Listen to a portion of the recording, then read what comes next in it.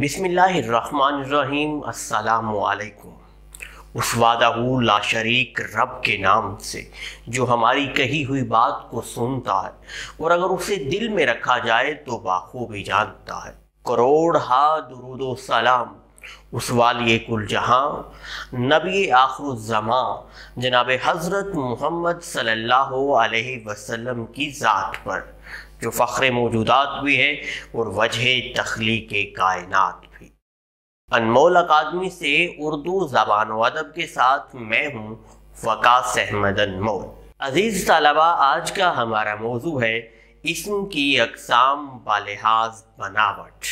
اس سے قبل کہ آج کے سبق کی جانب بڑھیں، آئیے جانتے ہیں گزشتہ سبق میں ہم نے کس موضوع کے حوالے سے بات کی۔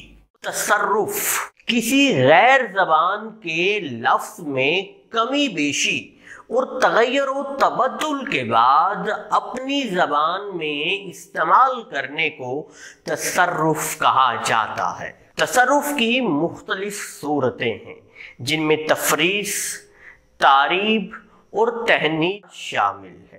جو لفظ عربی بنایا جاتا ہے اسے معرب کہا جاتا ہے۔ کسی غیر زبان کے لفظ کو فارسی بنا لینا تفریس کہلاتا ہے، اور جو لفظ فارسی بنایا جاتا ہے اسے مفرس کہا جاتا ہے۔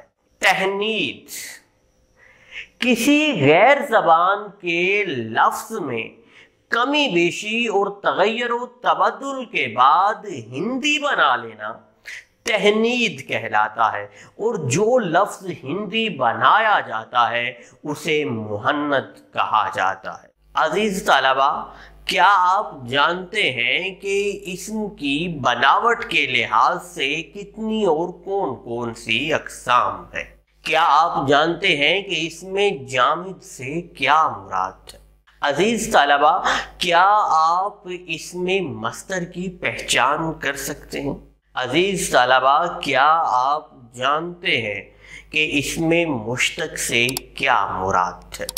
انہی سوالات کے جوابات جاننے کے لیے آئیے بڑھتے ہیں آج کے سبق کی جانب۔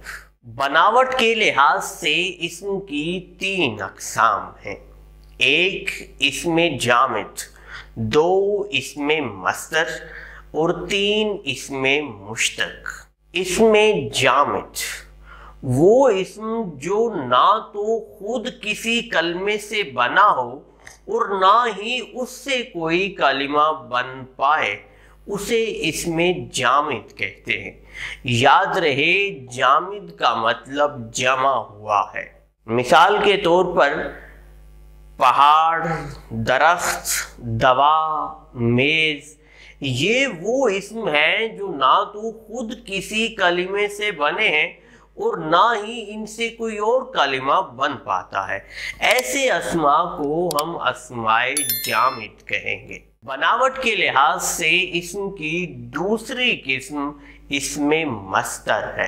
اسم مصدر وہ اسم ہے جس سے اور تو بہت سے فعل بنے لیکن وہ خود کسی فعل سے نہ بنا ہو، اسم مصدر کہلاتا ہے۔ اسم مصدر کی اردو میں پہچان یہ ہے کہ اس کے آخر میں نا آتا ہے، جیسے لکھنا، کھیلنا، پڑھنا، یہ اسماء مصدر ہے۔ اسم مصدر کی اردو میں دوسری پہچان یہ ہے کہ جب اس کے آخر سے نا ہٹا دیا جاتا ہے تو باقی فعل امر بچتا ہے۔ مثال کے طور پر جب لکھنا مصدر سے ہم نا ہٹا دیں گے تو لکھ بچے گا جو کہ فعل امر ہے۔ اسی طرح جب ہم پڑھنا مصدر سے نا ہٹا دیں گے تو پڑھ بچے گا جو کہ فعل امر ہے۔ اسماء جن کے آخر سے نہ ہٹایا جائے تو باقی فعل امر نہ بچے، انہیں ہم اسم مصدر نہیں کہیں گے۔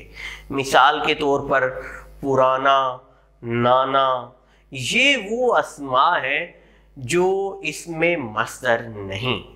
یاد رہے کہ اسم مصدر میں کام کا کرنا یا ہونا تو پایا جاتا ہے لیکن زمانہ موجود نہیں ہوتا۔ بناوٹ کے لحاظ سے اسم کی تیسری قسم اسم مشتق ہے۔ مشتق کے معنی نکلا ہوا کے ہیں۔ وہ اسم جو مصدر سے بنے اسے اسم مشتق کہتے ہیں۔ مثال کے طور پر لکھنا سے لکھنے والا یا لکھا ہوا، اسی طرح پڑھنا سے پڑھنے والا یا پڑھا ہوا، یہ وہ اسماء ہیں جو مصدر سے نکلے ہیں، انہیں ہم اسماء مشتق کہیں گے۔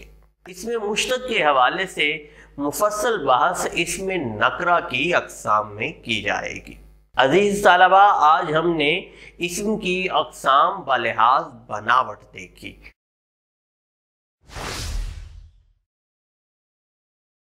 آج کے لیے اتنا ہی۔ جہاں رہیں خوش رہیں، سلامت رہیں، دوسروں میں آسانیاں بانٹیں۔ والسلام۔